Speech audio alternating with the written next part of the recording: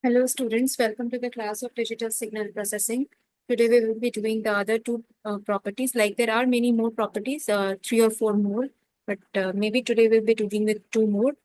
Before that, I will just be emphasizing on the ROCs of the previous properties when you are dealing with linearity property, time shifting, time scaling, time reversal.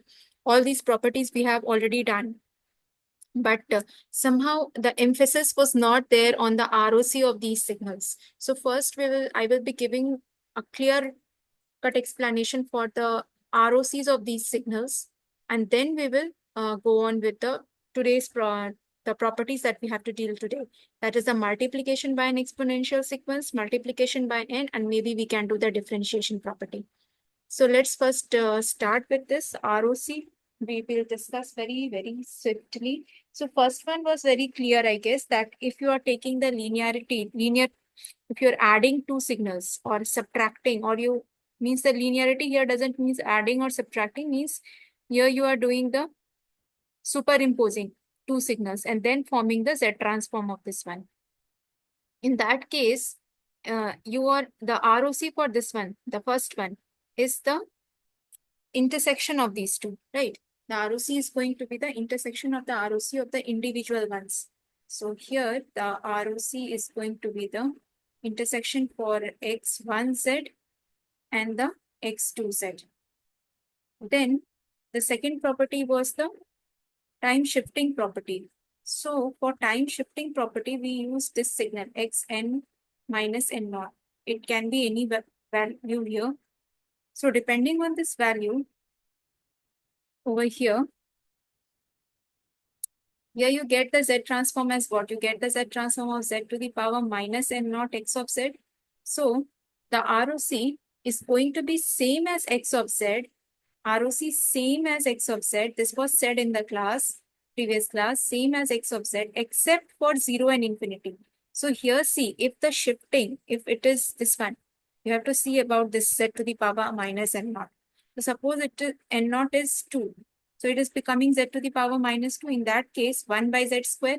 That means if I take the value of Z is equals to 0, then 1 by Z square will become equal to infinity. So in that case, it means that Z is equal to 0 should not be in the ROC. Same way, if I write, if the shifting is in the left side, it will become Z square. In that case, Z is equal to infinity won't be there in the ROC. So that thing you have to keep in mind while time shifting you are doing, when you are writing the ROC for the time shifted signal. Now the next one was the time reversal. The time reversal signal or time reversed signal, if you say, then it was x of minus n. If you took the Z transform of this one, then it was x of Z to the power minus 1, right? So in this case, the ROC, if the ROC of xz is r, then the ROC of this one is going to be 1 by r. So this you will get by taking the basic signal, or you can say if you know the ROC of x of z, then 1 by r, 1 by the ROC of the previous signal, that will be the ROC of this one. So say if z naught, if there is a point z naught, which is in the ROC for x of z, it is present. Okay, I will be writing the complete thing. So what does that mean? If z naught is present in ROC, is present in ROC of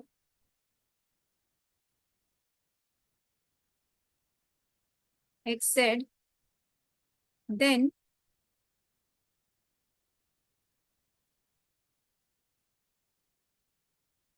then 1 by z naught is present, 1 by z naught is present in ROC of x to the x of 1 by z, or x to the x of z to the power minus 1. That is the meaning of this thing. So in this case, while actual calculation, you need to once write the signal in the basic form, that is in the formula form first you write, then you use the property. You can use the property to write the Z transform directly, but for the ROC, you will need the basic thing, or you can even do from Z to the power minus 1. If you do, then by practicing, you can get it directly, but it's better first you start with the basic formula and take out the ROC. Now the next one is your time expansion property. So if you are taking x of n, z transform of x of n by k, if you are taking this signal, in this case, if the ROC of xn is xz, if ROC for xn is x of z, okay, then the ROC for x of, sorry. If the ROC, I was talking about the ROC, right? Not about the Z transform. So if the ROC of x of n is R, okay, then in that case, the ROC for x of n by k will be R to the power 1 by k.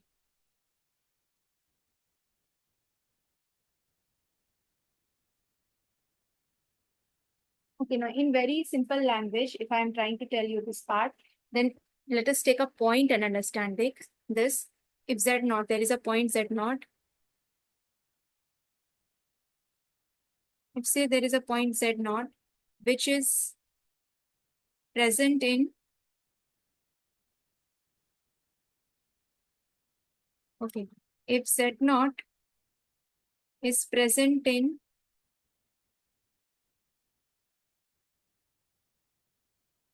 ROC of xz, means on the original signal, then Z naught to the power 1 by k should be present. Z naught to the power 1 by k should be present in ROC of x of z to the power k. This is the ROC when you are doing time scale, and this is the Z transform when you are doing the time scaling. So the ROC, if this one is included in the ROC, this Z naught to the power 1 by k should be included in the ROC of x of z to the power k. Also, this means that if you have a pole at z is equal to a, okay, if you have a pole at z is equal to a, pole at say z is equal to a in x, when you are dealing with original signal xz, okay, then when you do the time expansion, in that time what will happen, that there will be a pole at z is equal to a to the power 1 by k in x of z to the power k. So there will be a pole at z is equal to a to the power 1 by k in x of z to the power k. So this was all about the ROC. First one is the linearity. In that, you will take the intersection of the ROCs of the two. The second one is time shifting. So ROC is going to remain same except for this part. You will just check it. If it is minus z to the power minus something, in that case, 0 won't be in the ROC. And if it is z to the power positive something, in that case, infinity won't be in the ROC. In case of time reverse, just take the reciprocal of the ROCs. And for actual purpose, what you can do is start from the basic basic formula of the Z transform. You will get it directly. That is mod R lesser than 1. And here also the same thing you can do with the mod R lesser than 1 thing, or you can start from the basic. You can write the Z transform directly, or just for the ROC, you can use that part. Or else what you can do is, you can understand this thing, that if Z naught is present in the ROC of xz, that is the original Z transform, then in the shifted, or you can say the time scaled version, not shifted, time scaled version of the Z transform, Z naught to the power 1 by k will be present in the ROC of x of z to the power k. Okay. So this was all about the ROC. In the questions, we will get it once more. Now let us do the other properties. There will be a session on completely in the properties, numerical questions. So in that, you will understand very nicely. Okay. Multiplication by an exponential sequence. Multiplication of the original sequence by an exponential sequence. That is it. Multiplication by an exponential sequence. So here what we do is, if you have the signal un, you are multiplying it with a raised to the power of n. So what we can take, that if z transform of x of n is x of z, then z transform of a to the power n xn, directly you can write The Z transform of this one will be X of A inverse Z. That means in the Z transform of X of Z, Z will be replaced by A inverse Z. Now first prove it and then we will use the example and example to show you the property. So let us prove it. N is equals to minus infinity to infinity. Our signal right now is A to the power N X of N. Now Z to the power minus N. Okay. Now what we are going to do is,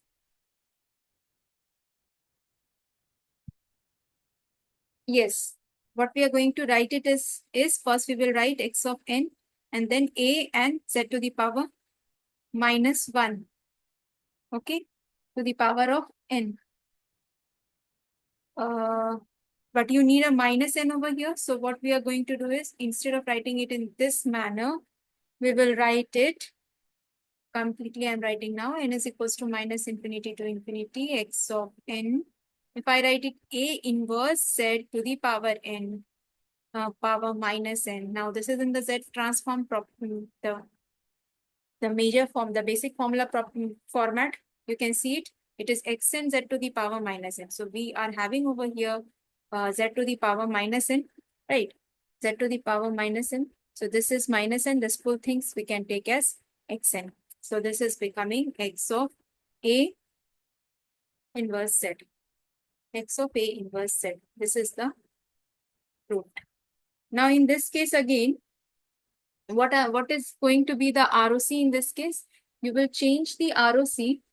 A inverse Z will be, you will be taking this A inverse Z lesser than 1.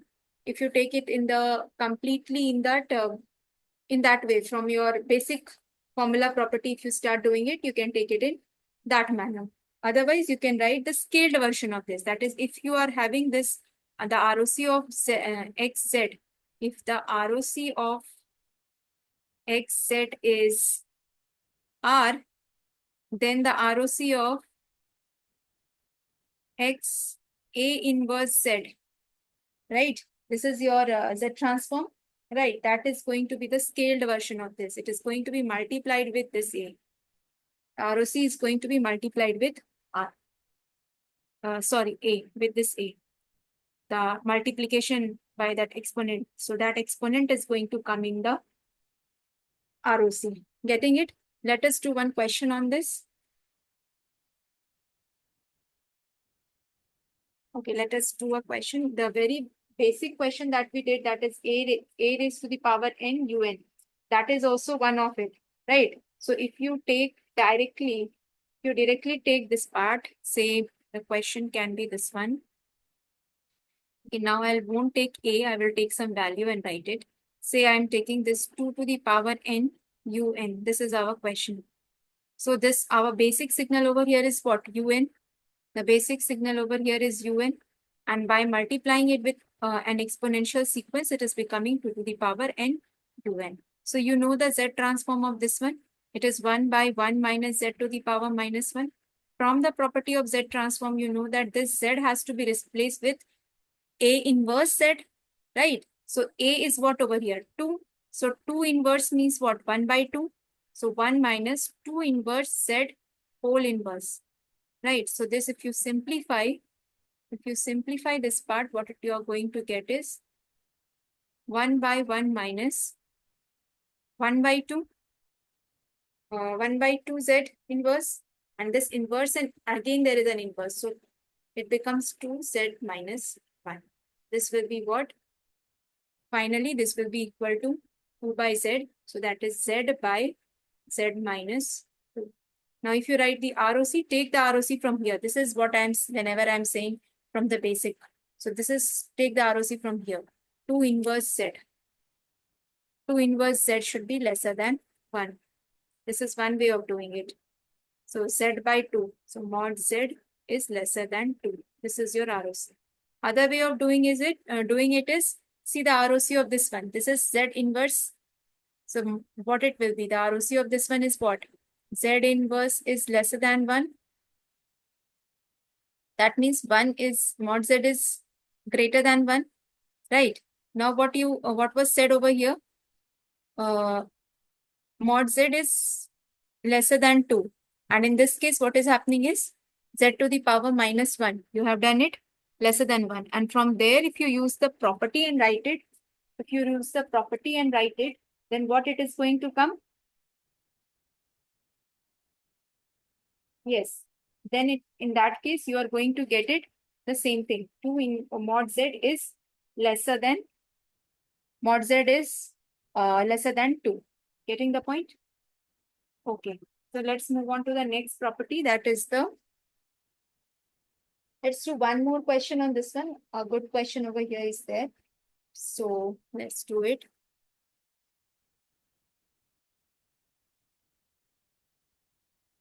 The question is xn is equals to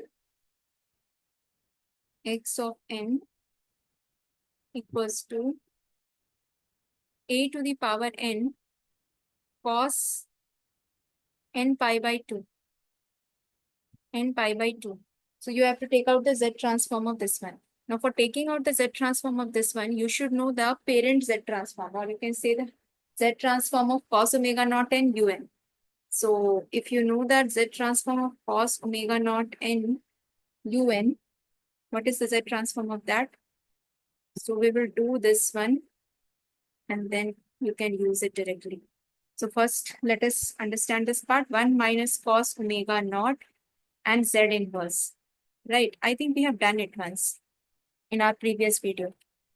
Okay, if I don't get it there, then I'll make a separate video on that. 1 minus 2 cos omega naught Z inverse, 2 cos omega naught Z inverse plus Z to the power minus 2. Now omega naught for us in this case is pi by 2. So if you put cos pi by 2 over here in this place of omega naught, if you are going to put pi by 2, that will make it 0. So if you finally write it, then it is going to be 1 by 1 plus Z square. For our case, means the case of Z transform of cos pi by 2n un. The Z transform is going to be this one. Now here you are multiplying it with an exponential sequence, that is a to the power n. So now you are taking out the Z transform of a to the power n cos n pi by 2. So in that case, what you know is you have to replace this Z with a to the power minus 1 Z. So a to the power minus 1 Z. If you replace it, you are going to get a to the power minus 1 Z whole square. So what it is going to come finally? It will be 1 by 1 plus a to the power minus 2 Z square. Right? The power minus 2 Z square can be written as Z square by a square. So it will become a square plus Z square. A inverse Z to the power minus 2. Sorry, here it is a minus 2, right? Let us see over here. Yeah, here you see there is a minus 2 over here. There is a minus 2. So in this point here, there will be a minus 2. 1 plus 1. 1 by 1 plus Z to the power minus 2. Now this is 1 by 1 plus A inverse Z to the power minus 2. So this is becoming 1 plus A to the power minus 2 Z to the power minus 2. This is becoming a to the power plus 2. Okay. Now if you write it, it is going to be 1 by, so it will become 1 by 1 plus a square by Z square, which will finally be Z square by Z square plus a square. So this is the Z transform of a to the power n cos n pi by 2. So this was about the multiplication by an exponential sequence. Now let us do the multiplication by n. Means there is a signal xn and you are multiplying it with n into x of n. This one, this you have to take the Z transform. What happens here is the property says it will become, you will have to differentiate it and multiply it with x, with Z. So let us see how we are going to do the proving of this one. N equals to minus infinity to infinity, n into x of n, Z to the power minus n. Fine. Now, if you see this signal, n into xn Z to the power minus n, if you multiply Z to the power minus n, beside that, we can take it that there is a 1 over here. It is multiplied with 1. Now this one, I can write it as what? Z to the power 0. So n is equals to minus infinity to infinity, n into x of n, z to the power minus n, z to the power minus n into z to the power 0. Now this one, I can also write it as minus 1 plus 1.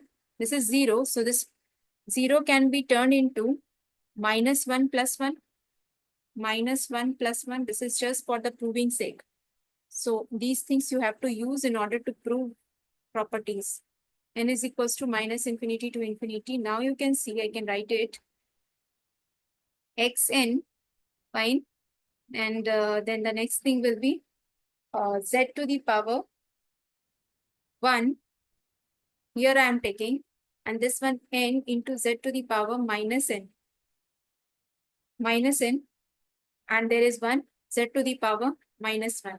Now if you see these three things, let us do it in the side. Suppose I am taking xn. I am differentiating d of xn. Okay, I will be differentiating this. D of x raised to the power n with respect to dx. What will I get here? What am I going to get here? Nx n minus 1. Nx n minus 1. The same way, if I take d of z to the power minus n with respect to dz, what will I get? Minus n z to the power minus of n minus 1, right? So this you can write it as minus n z to the power minus of n plus 1. Now see over here, this thing can be written as z to the power minus n plus 1. And there is a n, just there is a problem of minus. So I will put a minus sign over here. I will take this z out and put a minus sign. N is equals to minus infinity to infinity x of n. Right? Getting it? Okay, now just see, if I write this full thing, I can write it as what? D of d by dz of what? D by dz of z to the power minus n. D by dz of z to the power minus n, and here you have x of n. Getting the point? Now if you write it, see, this is the complete thing over here, minus z, n is equals to minus infinity to infinity xn d of dz, d by dz of z to the power minus n. Now see, just I will change the order of this differentiation and summation because they are linear operations. So what I'm going to do is I will write d by dz outside, and I will put this summation inside this, and is equals to minus infinity to infinity x n z to the power minus n. Fine. So now this part is going to become what? X sub z. That's how it's proved. This proving is important. Minus z d of dz with respect to x. So first step, what we did was we took this question like is n of n into xn and write it in the basic basic z transform formula over here, and xn is to the power minus n. We assume that it is not assume, actually it is multiplied with 1, and then we can write this one as z to the power 0, or you can write it z to the power minus 1 plus 1. Now we will redistribute it. We will take this z to the power 1 outside. Okay, or we will take this z to the power 1 outside this bracket, and this n z to the power minus n and minus 1 we will take together. This is the differentiation of z to the power minus n. This is the differentiation of z to the power minus n. After that, we are changing the order of this differentiation and summation. First, we will take that extra z outside. This extra z to the power 1 and a minus sign we had to put. So we took it outside, those two things. And then we are changing the order of differentiation and summation. And then it's becoming minus z differentiation of x of z with respect to dz. This is about the how to prove the differentiation property of the z transform. Now let us do a question on this. Okay, we'll do the question in the next class. Otherwise, this lecture will become long. Thank you, everyone.